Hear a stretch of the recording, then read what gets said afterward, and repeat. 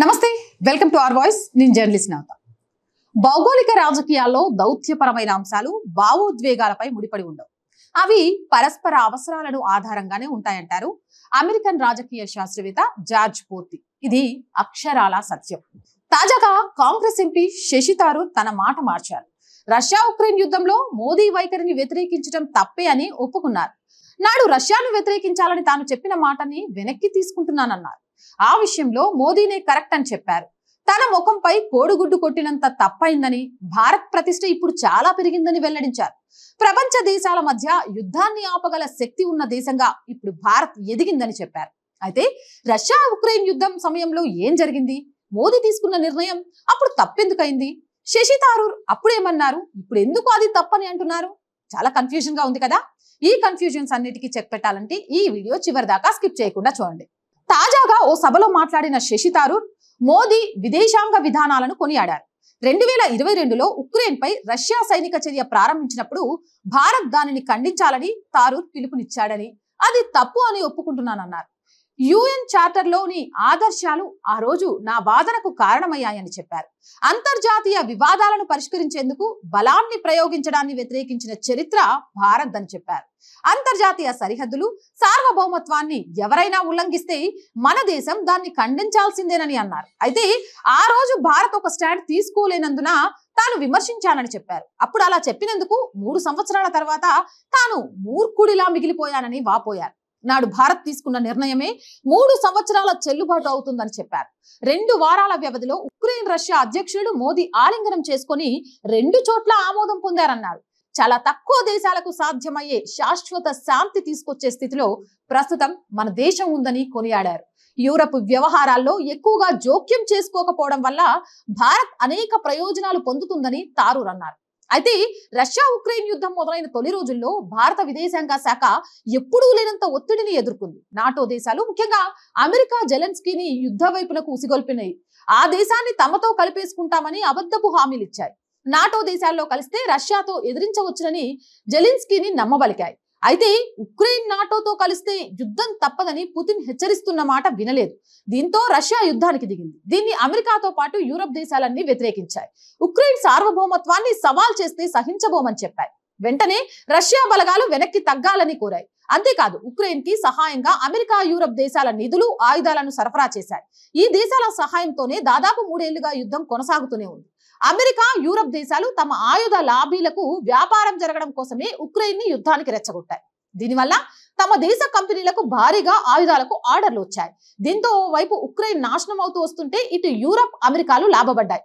America Europe దేశాలు ఆడిన ఈ నాటకంలో భారత్ ని పాత్రదారుడిని చేయాలని ఆయా దేశాలు మన మీద కుట్రలు పన్నాయి ఉక్రెయిన్ సార్వభౌమత్వాన్ని సవాల్ చేస్తున్న రష్యాను వ్యతిరేకించాలని ఒత్తిడి తెచ్చాయి భారత్ అతిపెద్ద ప్రజాస్వామ్య దేశం కావడంతో అత్యధిక జనాభా ఉన్న దేశం కూడా కావడంతో మన మద్దతు ఉంటే ఈ దేశాలు చేస్తున్న తప్పుడు పనికి మనల్ని కూడా బాధ్యుల్ని చేయడానికి ప్రయత్నించాయి అందుకే రష్యాను వ్యతిరేకించాలని హెచ్చరించాయి ఒక పట్టాన ఆంక్షలు విధిస్తామని భయపెట్టాయి కూడా ఆ సమయంలో భారత్ లో కాంగ్రెస్ తో పాటు అనేక మంది సోకాల్డ్ మేధావులు రష్యాను వ్యతిరేకించాలని మోదీపై ఒత్తిడి తెచ్చారు రష్యా తీరును ఎండగట్టాలని పిలుపునిచ్చారు ఇలా ఒత్తిడి తెచ్చిన వారిలో శశి థరూర్ కూడా ఒకరు అయితే మోదీ ముందు వీరి ఆటలు సాగలేదు అంతర్జాతీయంగా ఎంత ఒత్తిడి తెచ్చినా మోదీ తన నిర్ణయమూ మార్చుకోలేదు రష్యా ఉక్రెయిన్ యుద్ధంలో తమది తటస్థ వైఖరి కూడా కాదని శాంతి వైపే తమ వైఖరి అని భారత్ స్పష్టం చేసింది తద్వారా భారత్ అనేక విషయాల్లో లాభపడింది అందులో ప్రధానంగా చమురు విషయంలో చాలా లాభాలను ఆర్జించింది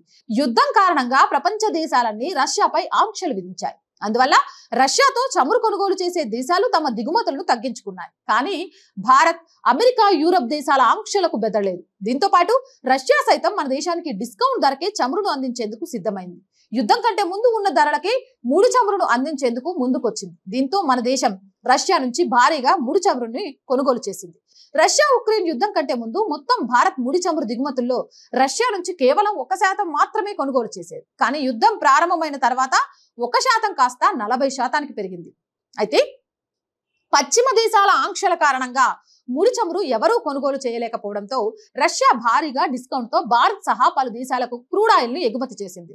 దీంతో అటు రష్యాతో పాటు ఆ దేశాలు కూడా లాభపడ్డాయి.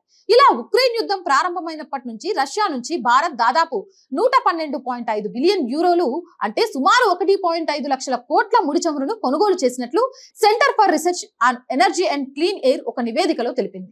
రష్యా ఉక్రెయిన్ మధ్య ఉద్రిక్తతలు మొదలైన 2022 ఫిబ్రవరి 24 నుంచి శిలాజ ఇంధనాలకు సంబంధించి రష్యాకు లభించిన చెల్లింపుల వివరాలను ఇందులో పొందుపరిచింది. దీని ప్రకారం యుద్ధం మొదలైనప్పటి నుంచి రష్యా శిలాజ ఇంధన ఎగుమతుల ద్వారా 835 బిలియన్ యూరోల ఆదాయం ఆర్జించినట్లు వివరించింది. తక్కువ ధరకు చమురును కొనుగోలు చేయడం ద్వారా భారత్ లో ద్రవ్యోల్బణం కూడా అదుపులోనే ఉంది. యూరప్, అమెరికా దేశాలు రష్యాను కాదని ఎక్కువ ధరకు చమురును కొన్నాయి. దీనివల్ల ట్రాన్స్పోర్ట్ ఛార్జీలు పెరగడంతో నిత్యావసరాల ధరలు ఆకాశాన్ని అంటాయి. ఆ పరిస్థితి భారత్ లో తలెత్తలేదు. ఉక్రెయిన్ పై ఆధారపడ్డ సన్ఫ్లవర్ నూనెలు తప్ప మిగిలిన వాటి రేట్లు అదుపులోనే ఉన్నాయి. అప్పుడు తక్షణమే భారత్ కి ప్రయోజనాలు చేకూరగా ఇప్పుడు కూడా ఆ ప్రయోజనాలు అందుతూనే ఉన్నాయి. నాడు బెడెన్ మాట విని రష్యాను వ్యతిరేకించి ఉంటే ఇప్పుడు ట్రంప్ కు అనుకూలంగా భారత్ తన వైఖరిని మార్చుకోవాల్సి ఉండేది. అదే జరిగితే భారత్ అమెరికా వెంట ఉందనే అపవాదు మూటగట్టుకుని ఉండేది. కానీ నాడు అవలంబించిన తటస్థ వైఖరి ఇప్పుడు మన దేశానికి ఉపయోగపడుతుంది.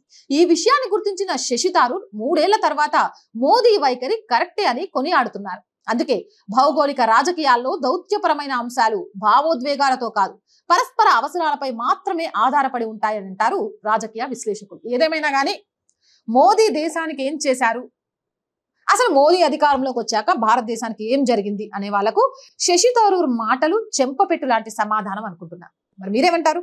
కామెంట్ సెక్షన్ లో పెట్టేయండి. మోర్ వీడియోస్ కోసం ఛానల్ వెంటనే సబ్స్క్రైబ్ చేయండి. అండ్ ఛానల్ చూస్తున్న ప్రతి ఒక్కరికి రిక్వెస్ట్ అండి, జాతీయవాదులు, సనాతన ధర్మాన్ని నమ్మే వాళ్ళు, తెలుగువారు కోట్లలో ఉన్నారు. మన ఛానల్ సబ్స్క్రిప్షన్ కూడా అక్కడి వరకు వెళ్ళాలంటే మీ అందరూ వీడియో చూసిన వెంటనే సబ్స్క్రైబ్ చేయాలి.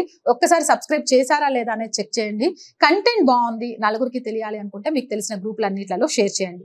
మీరు చేసే ఒక్కొక్క లైక్ కూడా మన వీడియో వైరల్ గా మారడానికి కారణమవుతుందనే విషయాన్ని గుర్తు చేస్తున్నాను. తప్పకుండా సబ్స్క్రైబ్ చేయండి. అలాగే ఆర్థికంగా ఆర్ వాయిస్ కి చేయుతగా నిలవండి. మీరు చేసే ప్రతి చిన్న సహాయం కూడా ఈ ఛానల్లో నిజాలను నిస్సంకోచంగా ముందుకు చూపిస్తూ వెన్ను తిరగకుండా పోరాడ్డ ఒక అమ్మాయి కలకు సహకారం అందించినట్టు అవుతుంది.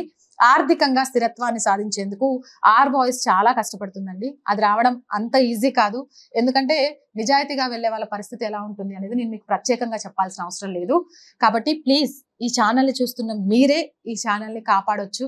మీకు తోచిన సహాయం చేయడం ద్వారా ఆర్థికంగా సపోర్ట్ అందించాలి అనుకునేవారు సబ్స్క్రిప్షన్ పక్కనే జాయిన్ అనే బటన్ ఉంది. 1 to 5 లెవెల్స్ ఉన్నాయి. ఏదో ఒక లెవెల్లో సపోర్ట్ చేయండి. అలాగే స్క్రీన్ మీద గూగుల్ పే, ఫోన్ పేతో పాటు అకౌంట్ డీటెయిల్స్ కూడా ఉన్నాయి. మీకు తోచిన సహాయం చేయడం ద్వారా ఈ ఛానల్ ని నిలబెట్టాలి అనే మాకలకు సహకారాన్ని అందించండి. వ్యాపార ప్రకటనల కోసం ఇప్పుడు శ్రీరామనవమి, ఉగాది వస్తుందండి. చాలా చోట యాడ్స్ ఇస్తూనే ఉంటారు. ఒక చిన్న యాడ్ మన ఛానల్ ని నిలబెట్టుకోవడానికి ఉపయోగపడుతుంది. డెఫినెట్ గా మీ వ్యాపారానికి కూడా మా ఛానల్ తోడవుతుంది. వ్యాపార ప్రకటనల కోసం 8328500576 నెంబర్ని సంప్రదించండి. అలాగే ప్రజా సమస్య ఏదైనా మీ గొంతుకను మా గొంతుకగా వినిపిస్తాం. 8328500576 నెంబర్కి వాట్సాప్ ద్వారా తెలియజేయండి. జై హింద్, జై భారత్.